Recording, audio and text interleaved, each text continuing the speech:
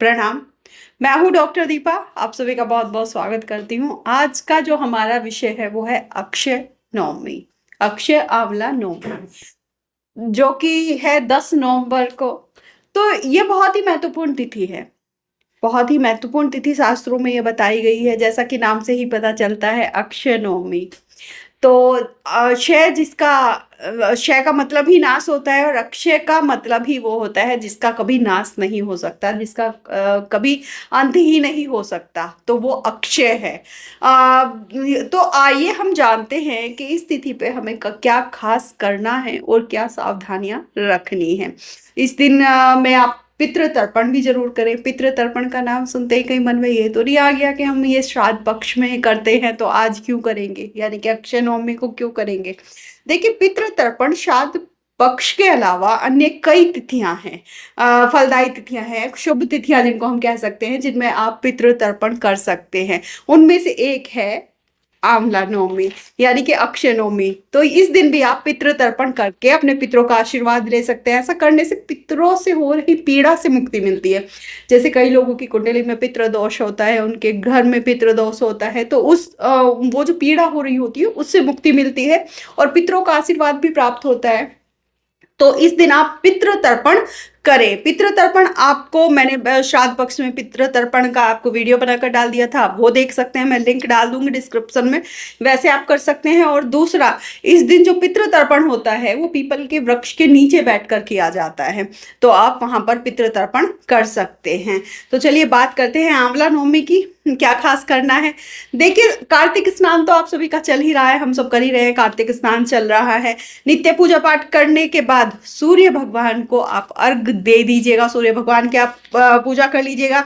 इस दिन जो भी आप सत्कर्म करेंगे या कुकर्म करेंगे, मतलब मैं आपको टारगेट नहीं कर रही हूँ, उसमें कोई भी हो सकता है, कोई भी व्यक्ति जितने भी इस दिन सत्कर्म करता है या कुकर्म करता है उनका क्षय फल मिलता है। वो बार बार, वो बुरे कर्म हो या अच्छे कर्म हो, उनका फल आपको मिलता है। कई बार ऐसा होता है कि कुंडली में बहुत ही खराब योग बन रहे होते हैं कि इस समय इसका ये खराब होने वाला है, लेकिन कई लोगों को देखा भी होगा ना, कुछ एक्सीडेंट हो जाता है या कुछ बहुत भयंकर बीमारी हो जाती है जिससे बिल्कुल मना कर देते हैं कि ये ठीक नहीं होगा, लेकिन एक कुछ ऐसा हो जाता है, जादू हो जाता है, एक चमत्कार हो जाता है कि वो उस चीज से उभर जाता है। तो ऐसे ही कुछ कर्म होते हैं जो सामने आ जाते हैं, कुछ अच्छे कर्म होते हैं। तो ये ऐसे कर्म है जो अक्षय है। कितने भी आप जन्म लेंगे, ये आपके अकाउंट में जमा हो चुके हैं, आपके कर्मों के बैंक बैलेंस में ये जमा हो चुके हैं, यदि आप इस दिन सत्कर्म करते हैं। और हाँ, अगर खराब कर्म करते हैं तो वो भी आपके अकाउंट में जमा हो चुके हैं। तो कोशिश कीजिएगा कि अच्छे कर्म करें इस दिन। तो इस दिन आप जो भी कर्म करेंगे उन पर आप ध्यान रखिएगा। जो दान, इस दिन आपको दान पुण्य जरूर करना है। किसी ब्राह्मण को, किसी जरूरतमंद को दान क्या करें, आप कुछ जरूरत की चीजें उनको दान कर दें। आप वस्त्र दान कर सकते हैं, जूते दान कर सकते हैं, और सबसे बड़ा जो दान, सबसे श्रेष्ठ जो शास्त्रों में दान बताया गया है वो अन्न दान बताया गया है। तो किसी जरूरतमंद को इस दिन आप अन्न का दान जरूर करें। आप हो सके तो गाय को चारा खिलाएं, गाय को चारे की व्यवस्था आप करा दें। इस दिन आंवले के वृक्ष की पूजा की जाती है, क्योंकि नाम ही आपको पता चल गया होगा, अक्षय आंवला नवमी। तो इस दिन आंवले के वृक्ष की पूजा की जाती है। जो स्त्री इस दिन आंवले के वृक्ष की पूजा करती है विधि विधान से, वो सदा सौभाग्यवती रहती है, उसके पति की दीर्घायु होती है और पुत्र प्राप्ति होती है, पुत्रों की लंबी आयु होती है। तो ऐसा विधान है, ऐसा नहीं केवल स्त्रियां इस व्रत को करें, वो सॉरी इस पूजा पाठ को करेंगी या इस सारे नियमों को फॉलो करेंगी, आप सब कर सकते हैं। कोई स्त्री हो, पुरुष हो, बच्चा हो, बड़ा हो, आप सब ये रूल फॉलो कर सकते हैं, सबके लिए है। लेकिन ऐसा शास्त्रों में लिखा गया है, क्योंकि आंवले के जो वृक्ष में सभी देवता वास करते हैं, तो आंवले के वृक्ष को बहुत श्रेष्ठ माना गया है। इस दिन आंवले के वृक्ष के नीचे बैठकर भोजन करने की प्रथा है। भोजन करने की प्रथा है, मैं आगे आगे आपको बताऊंगी क्यों। अगर भोजन करना आपके लिए संभव नहीं हो, कोई ऐसी जगह पर वृक्ष हो जहां पर बहुत भीड़ भाड़ हो, आप नहीं बैठ रहे, ऐसी कोई व्यवस्था नहीं है, तो बेशक आंवला, आप एक आंवला सेवन कर लीजिएगा आंवले के वृक्ष के नीचे बैठकर, उससे भी आपको उतने ही फलों की प्राप्ति हो जाती है। क्योंकि शास्त्रों में बताया गया है कि कार्तिक शुक्ल पक्ष की नवमी के दिन जो आंवले का पेड़ है उससे अमृत की बूंदें गिरती है, सॉरी, और यदि आप यहाँ बैठकर भोजन कर रहे हैं तो भोजन में अमृत के अंश आ जाते हैं, ऐसा शास्त्रों में बताया गया है, जिसके प्रभाव से व्यक्ति रोग मुक्त हो जाता है और व्यक्ति दीर्घायु हो जाता है, क्योंकि अमृत अमृत पी लिया आपने, अमृत चख लिया आपने। तो इस तरह से होता है। आपने च्यवनप्राश का नाम सुना होगा, सुना क्या होगा, खाया होगा, क्योंकि मार्केट में इजीली अवेलेबल है, कोई ऐसी चीज नहीं है कि हम तक नहीं पहुंच सकता है।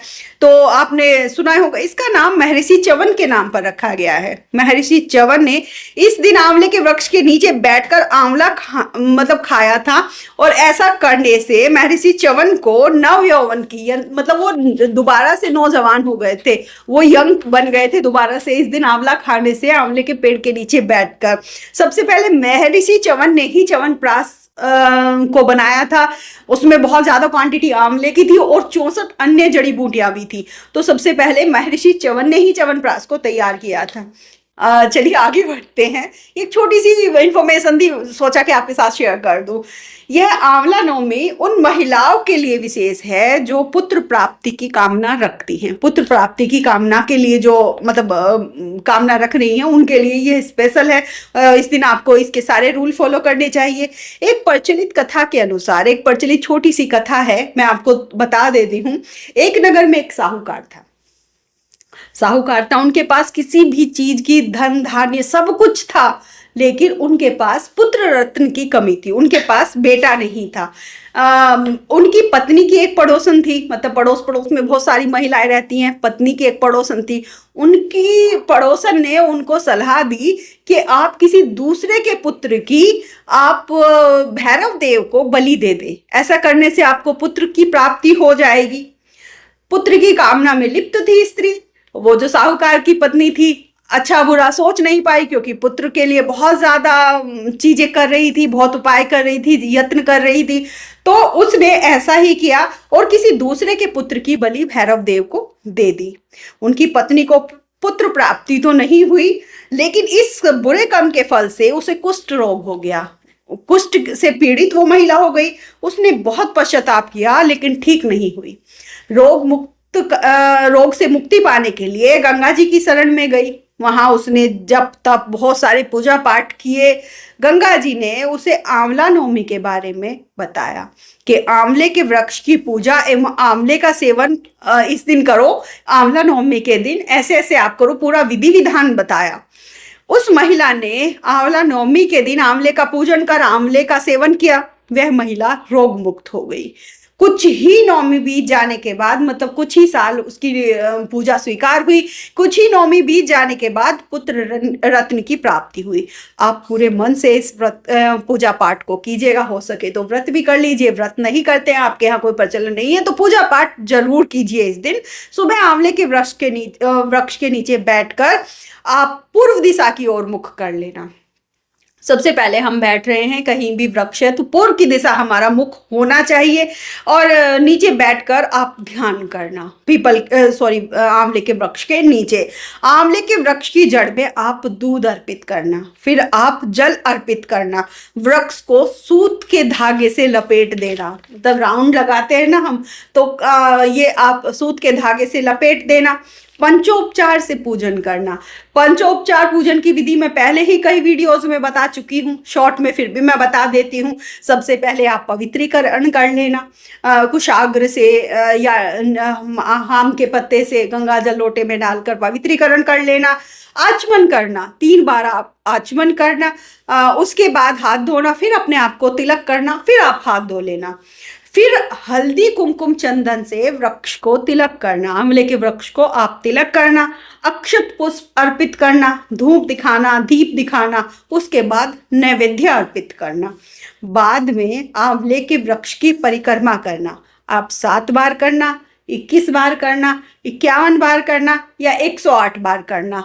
आप जितनी बार करना वो आपकी श्रद्धा है, आप कितनी बार भी कर सकते हैं। जितनी बार आप परिक्रमा करेंगे उतनी ही बार आप सूत को, जो सूत का धागा है उसके साथ आप परिक्रमा करेंगे। ठीक है, ये हो गया। फिर आंवले का सेवन वहीं बैठकर आप करना। सूर्यास्त के समय आंवले के वृक्ष के नीचे आप दीपदान जरूर करना इस दिन। जितनी भी आपकी सामर्थ्य हो इस दिन दान जरूर करना। वृक्ष के नीचे बैठकर जो भी आपका मंत्र हो, आपने कोई मंत्र सिद्ध किया हुआ हो, आप बहुत सारी ऐसी तिथियां आती हैं, अभी सिद्ध मंत्र सिद्धरात्रि जाकर गई है, ग्रहण के समय हम करते हैं, 4 महारात्रि आती हैं उनमें मंत्र सिद्ध करते हैं। आपका जो भी मंत्र हो आप ध्यान करना। कार्तिक मास चल रहा है, हम ओम नमो नारायणाय का मंत्र जाप कर रहे हैं इन दिनों, तो आप इस मंत्र की भी 108 बार कर सकते हैं, एक माला कर सकते हैं। ये सबका जो पुण्य फल मिलेगा ना, वो मिलेगा जिसका कभी नाश ही नहीं होगा, जो जन्म जन्मांतर आपके काम आने वाला है। अब कई लोग बोलेंगे कि कार्तिक मास में आंवला नहीं खाया जाता है, कई लोग बोलेंगे कि रविवार के दिन आंवले का सेवन नहीं करते हैं। मैं आपको बता दूं कि वार से बड़ा त्योहार होता है। त्योहार वर्ष में एक बार आता है, तो वार से बड़ा त्योहार होता है। ऐसा तो हम अमावस्या के दिन फूल पत्ते भी नहीं तोड़ते हैं। मैं हर बार बताती हूँ कि फूल पत्ते नहीं तोड़ते हैं अमावस्या के दिन, फिर भी हरियाली अमावस्या को हम पेड़ भी लगाते हैं, पौधे भी लगाते हैं, बहुत कुछ करते हैं। बहुत सारी ऐसी तिथियां आती हैं जिनमें अमावस्या के दिन भी हम लोगों को फूल पत्ते तोड़ने पड़ते हैं। तो मतलब इस बार भी जो अमावस्या, हरियाली अमावस्या थी, वो रविवार के दिन थी, लेकिन फिर भी हमने तुलसी के पौधे हमने लगाए हैं। तो ये वार से बड़ा त्योहार होता है, कहने का तात्पर्य यही है। देखिए, वीडियो देखने के लिए आप सभी का बहुत बहुत धन्यवाद। आशा करती हूँ कि आपको इन्फॉर्मेशन अच्छी लगी होगी। ऐसे ही रोचक जानकारियों के लिए जुड़े रहिए हमारे चैनल के साथ, और प्लीज़ सब्सक्राइब जरूर कर दीजिएगा चैनल को, वीडियो को लाइक कर दीजिएगा। आपका आशीर्वाद मुझे मिल ही रहा है, उससे मैं बहुत ज़्यादा खुश, मतलब मुझे बहुत ज़्यादा प्रसन्नता होती है कि आप लोग रिस्पॉन्ड कर रहे हैं, और ऐसे ही अपना आशीर्वाद मुझ पर बनाए रखिए। आप सभी का वीडियो देखने के लिए बहुत बहुत धन्यवाद।